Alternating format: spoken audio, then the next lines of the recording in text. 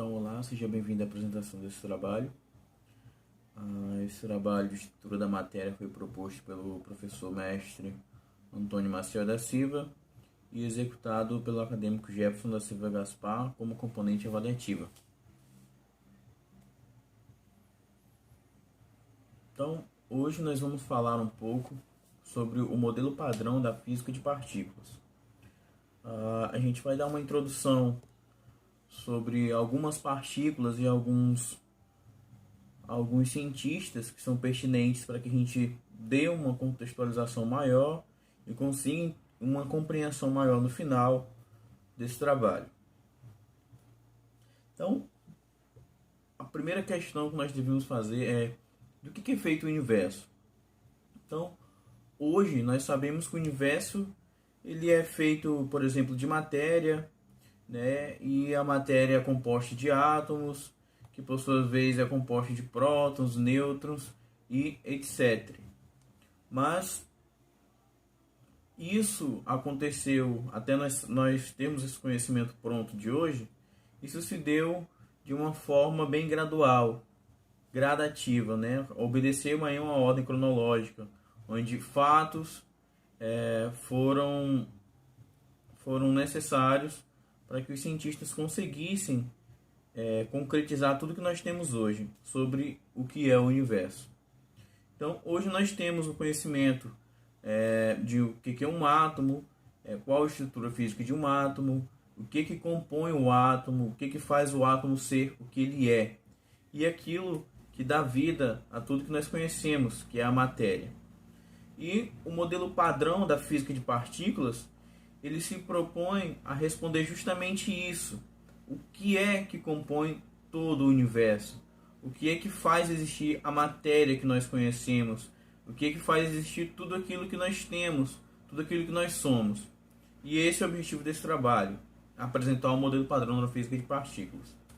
E aí nós vamos dar algumas contribuições importantes, a começar por J.J. Thomson, lá no ano de 1897, onde ele deu aí a sua contribuição para a física geral e mais específica a física de partículas, onde ele descobriu o elétron, né? Thomson foi um dos primeiros caras a descobrir uma partícula de fato, e foi o elétron, onde ele conseguiu estabelecer na época a relação entre carga elétrica e massa do elétron, né?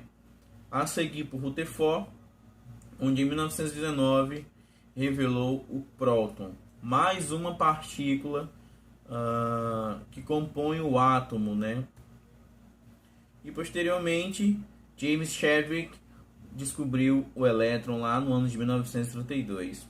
Aqui essas três partículas é o que compõe a base do nosso modelo atômico de hoje, né? O elétron, o próton e o nêutron são as principais partículas que nós temos conhecimento, ou pelo menos até aqui essa parte desse trabalho, que compõem o átomo. E aí a posteriori nós temos também contribuições muito importantes, como a de Albert Einstein, onde ele provou a existência, por exemplo, dos fótons, quando ele explicou, né, o efeito fotoelétrico, lá em 1905 ainda. Depois nós temos as contribuições de Paul Dirac, onde primeiramente, né, ele se pôs a explicar, a propor, na verdade, uma antipartícula. E depois disso, uma outra contribuição muito importante foi a de Pauli, onde lá em 1930 ele propôs a existência de neutrinos. Pauli partiu do princípio de que, aliás, de um problema que se dava de um decaimento beta. Quando um nêutron, vamos lá remeter ao problema que ele achou, né?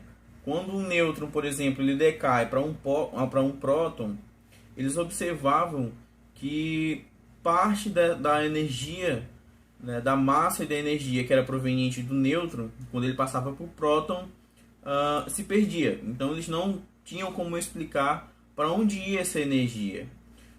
E como uma das leis mais absolutas da física é a de que a energia ela não pode ser criada, nem destruída, então alguma coisa para algum lugar aquela energia tinha que ir, né? E aí Pauli propôs a existência de uma nova partícula, que seria o neutrino. Essa partícula ela teria energia excedente que não era observada no decaimento beta. Então ele propôs a existência do neutrino. Mais tarde foi comprovada a existência do neutrino. E outras contribuições é de Carl Anderson, que ele encontrou o primeiro pósitron, né, a primeira antipartícula que tinha sido prevista lá atrás. Carl Anderson foi lá e conseguiu comprovar a teoria. E descobriu também uma partícula muito importante, que nós vamos estudar mais à frente, que é o muon. E aí depois o Bruce Cork, na verdade, descobriu o antinêutron também. Mais uma comprovação da teoria das antipartículas, né, que Bruce Cork fez aí. E aí a gente tem lá no ano de 1955 a descoberta do antipróton. Então aqui fica claro, né, todas as partículas básicas do átomo, que são os prótons, o elétron e o nêutron, praticamente já tinham aí a sua antipartícula, descoberta aqui lá em 1955 por Sergey e Chamberlain. E aí agora a gente vem outras partículas.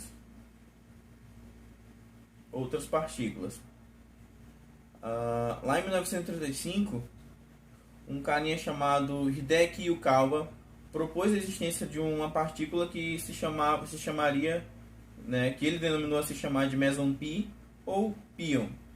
Essa partícula ele propôs tentando explicar como que, por exemplo, prótons e nêutrons viviam estáveis dentro de um núcleo atômico. Por exemplo, por um núcleo atômico tem muitos prótons, deveriam ali haver uma espécie de força de repulsão entre eles. Mas isso não existe. E aí a partícula, né, que Yukawa propõe, o pion, deveria ser uma forma de interação entre o próton e o nêutron a fim de manter a estabilidade dentro do núcleo atômico. Mais tarde a gente sabe que essa partícula que ele propunha, na verdade, não era um meson pi ou pion, na verdade era uma partícula chamada muon, e só lá em 1947 que um físico, que por sua vez brasileiro, conseguiu, né, contribuir para a descoberta do meson pi, proposto lá atrás, em 1935. Aí até agora nós temos aqui algumas partículas que a gente já conseguiu entender, que é o elétron, os prótons, os nêutrons, neutrinos, pósitrons, muons e pions. A partir daqui, a gente vai buscar aquilo que há de mais elementar na física das partículas, né? Então a gente tem a descoberta dos quarks. Lá em 1964, os cientistas eles propõem, né, a existência de partículas que seriam as mais elementares possíveis do modelo padrão das partículas. Então, eles foram lá e proporam que deveriam existir pelo menos 3 partículas elementares. E eles chamaram de quark up, quark down e quark strange. A essas partículas, eles atribuíram também um número, que seria o número de spin. Esse número de spin, ele nada mais é do que uma atribuição quantitativa de carga elétrica. Ou seja, a gente tem uma carga, o quantitativo de carga elétrica, que equivale a esse númerozinho aqui, e o número de spin dessas cargas equivale, por exemplo, o número de spin de um quark up equivale a 2/3 positivos. Então, a carga elétrica desse quark será o equivalente a 2/3 desse valor inteiro aqui. O mesmo vale para as outras duas partículas, né? Então, o número de spin ele é um quantitativo de carga elétrica que tem a partícula. E aí, com essas três partículas elementares já, eles conseguem, por exemplo, explicar a formação, a estrutura de um próton que compõe o núcleo atômico. Então, eles vão lá e diz que um próton ele é composto por 2 quarks up e 1 quark down. E aí, eles põem matematicamente no papel e eles chegam ao resultado de carga elétrica do próton, né, através do número de spin, da quantidade de carga que tem cada partícula elementar dessa, eles conseguem comprovar, na verdade, né, a carga elétrica do próton, que é 1 positivo, né, próton sempre positivo. O mesmo eles fazem para o nêutron. Então eles vão lá, pegam o nêutron e diz que o nêutron é composto por 1 quark up e 2 quarks down. E aí eles fazem a continha e obtêm a carga elétrica de um nêutron, né, zero, como o próprio nome já sugere. E aí a gente surge a família dos quarks. Ao todo nós temos 6 tipos de quarks. Os primeiros 3 foram propostos lá em 1964. Depois, futuramente, veio a surgir os quark charm, os quark top e o quark bottom. Esses 6 quarks eles formam, né, a família dos quarks. Cada um com seu spin, com seu quantitativo de carga elétrica. E dentre esses quarks, a gente tem também uma subdivisão nessa família, né? A gente tem os hadrons. Os hadrons, por sua vez, eles também já se dividem, que podem ser os baryons e os mesons. Os baryons, eles podem ser formados de 3 quarks. Já os mesons, eles são formados de um antiquark e um quark. Lá atrás, a gente já tinha visto o conceito de antipartículas. Aqui já se propõe que todas as partículas tenham uma antipartícula. Então, por exemplo, aqui para um quark up, eu vou ter um antiquark up, que seria, em tese, né, a mesma partícula, no entanto, com um spin contrário. Se aqui o meu quark up ele tem um spin de 2/3, a minha antipartícula do quark up teria que ter aqui menos 2/3. Então a gente já tem o conhecimento aqui, né, essa divisão de famílias de hadrons, que são partículas pesadas compostas por 3 quarks ou um antiquark e um quark. Aqui a gente tem um exemplo, né, de hadrons, onde a gente tem aqui a forma de um hiperon ômega menos, que é formado por 3 quarks strange. Aqui o nosso quark strange. E um meson p-, que é formado por um antiquark up e um quark down. Outra coisa bem interessante dos quarks é que eles nunca foram observados sozinhos. Então, sempre que os pesquisadores vão lá nos aceleradores de partículas e encontram os quarks, eles nunca conseguem encontrar, por exemplo, um quark charm sozinho. Eles sempre são encontrados em pares ou trios, etc. Nunca sozinho. E a gente tem a cromodinâmica quântica, né? A cromodinâmica quântica ela serve para diferenciar os quarks, né?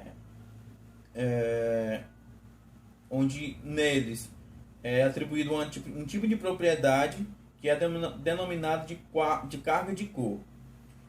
Isso serve para diferenciar, por exemplo, essa partícula aqui, um hiperon ômega menos, onde é composto por 3 quarks strange. Então, ao invés de a gente colocar aqui os 3 quarks strange da mesma cor, a gente pode dividir, dizer que cada quark desse assume uma forma de uma carga de cor, né, para poder diferenciar cada uma das 3 partículas que compõem aqui um hiperon ômega menos.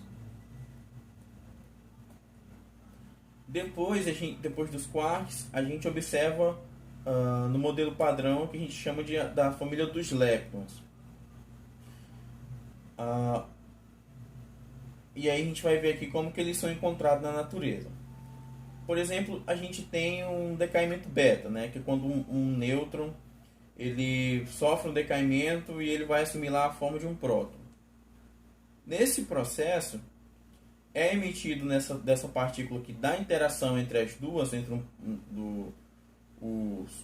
as partículas elementares, os quark down e os quark ups do nêutron e do próton, é emitido aqui um elétron. Desse elétron é também emitido um neutrino do elétron. Então é observado isso no laboratório. Quando o nêutron ele sofre um decaimento a fim de se tornar um próton, é observado um elétron e um neutrino do elétron. A gente também tem o decaimento do muon. Quando um muon ele sofre um decaimento, é observado 3 partículas. Então ele vai lá e se transforma, né, num neutrino do muon, um antineutrino do elétron e um elétron. E aí a gente tem a descoberta de outras 2 partículas, que é o próprio muon, né, a partícula que quando sofre um decaimento é encontrado também um neutrino do muon.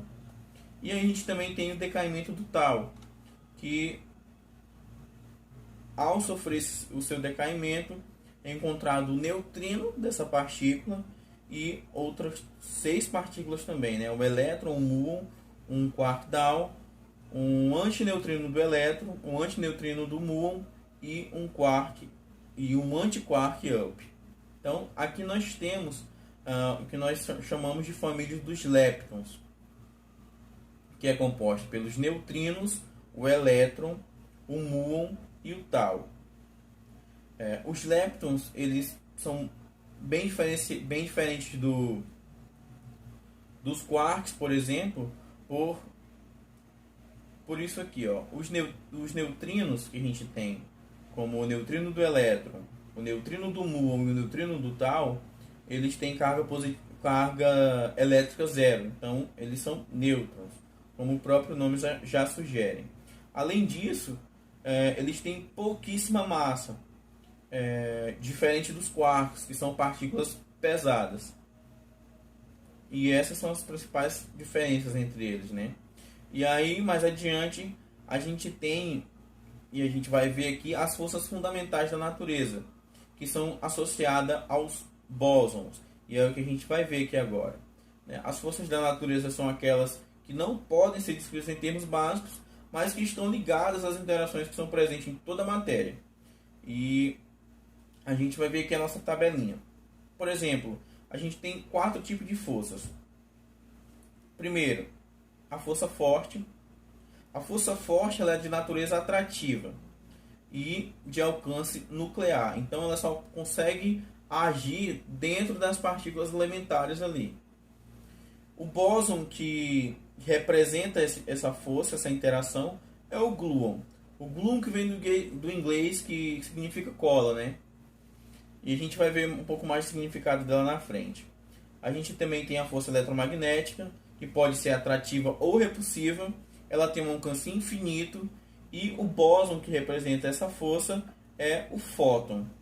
Também a gente tem a força fraca, que é atrativa, que é nuclear, acontece lá nas partículas subatômicas, né, nucleares, e que é representada pelas letrinhas W e Z.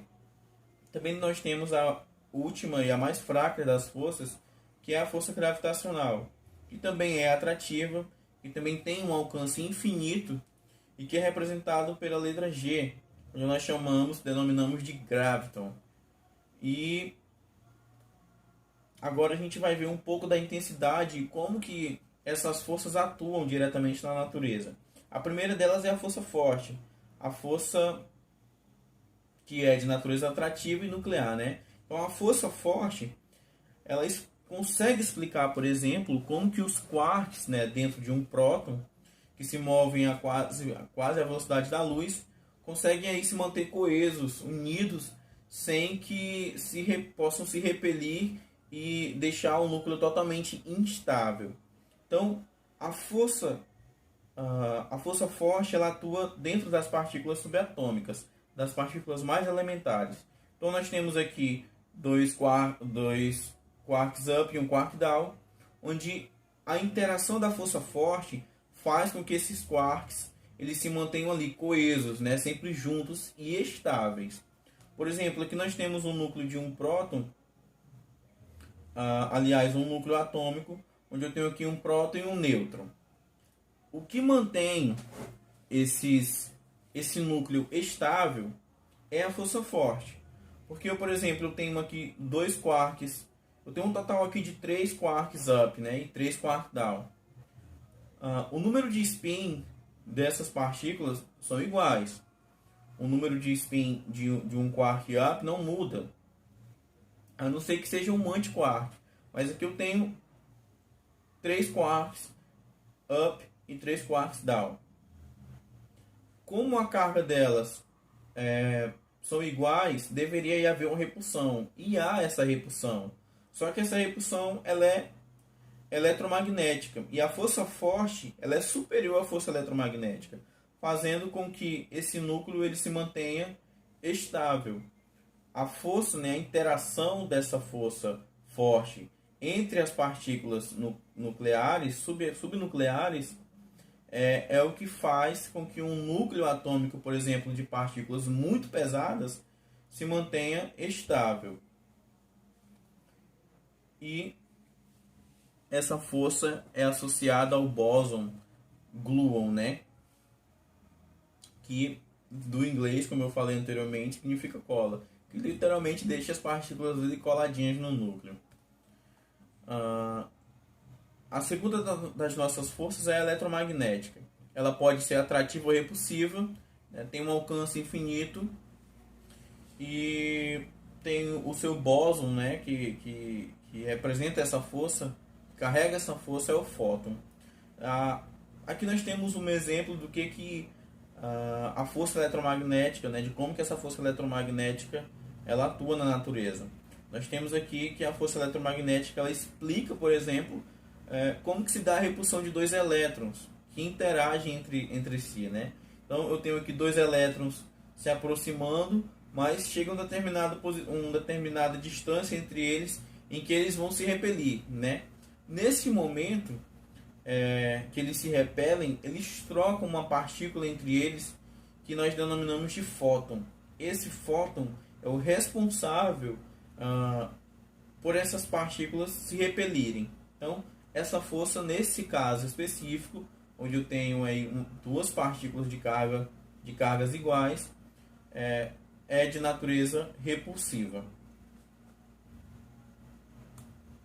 A terceira das forças é a força fraca, que explica muito brevemente como que se dá a interação, por exemplo, de um neutrino e um elétron, onde eles têm uma leve, uma bem fraca mesmo, atração entre eles.